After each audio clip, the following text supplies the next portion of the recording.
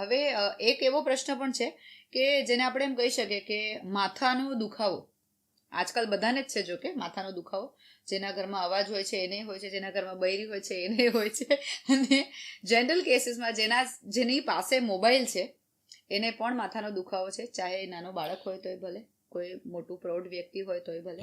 તો માથાનો દુખાવો અને આંખ કઈ રીતે કનેક્ટેડ છે? બહુ સારો સવાલ છે કે હેડેક એક એવી વસ્તુ છે, એક સિમ્ટમ છે હેડેક છે, અને ઘણા બધા રોગો સાથે સંકળાયેલું છે. આઈ સાથે મેજર સંકળાયેલું છે, પણ બહુ ઝાઝા રોગો સાથે સંકળાયેલું છે. મારી પાસે એમ સમજો કે ઘણા બધા દર્દી કમ્પ્લેન એ જ લઈને આવે કે ભાઈ માથું દુખે છે તો ચશ્માના નંબર છે કે નહીં એ ચેક કરી આપો, કે માથું દુખે છે તો સ્ક્રીન ટાઈમ વધારે હોવાને કારણે માથું દુખે છે કે નહીં એમ. મેજોરિટી આઈ સાથે હેડેક બે કારણોસર જ અફેક્ટેડ થાય છે.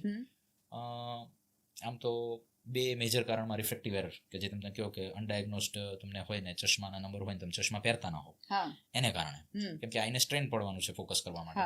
અને સાથે સાથે તમારું જે કોમ્પ્યુટર વિઝન સિન્ડ્રોમ કે નિયર વિઝન સિન્ડ્રોમમાં તમે સ્ક્રીન ટાઈમ ઓવર કરો છો એટલે આઈ સ્ટ્રેન થાય છે, આઈ થાકી જાય છે, એના કારણે હેડેક થાય છે. મેજોરિટી ઓફ 2 કેસીસ હોય. અધર કેસીસમાં મેં તમને કીધું કે કેમ કે ગ્લોકોમા છે કે કેટરેક્ટ છે કે એમાં ફોકસનો પ્રોબ્લેમ થતો હોય, એમાં પણ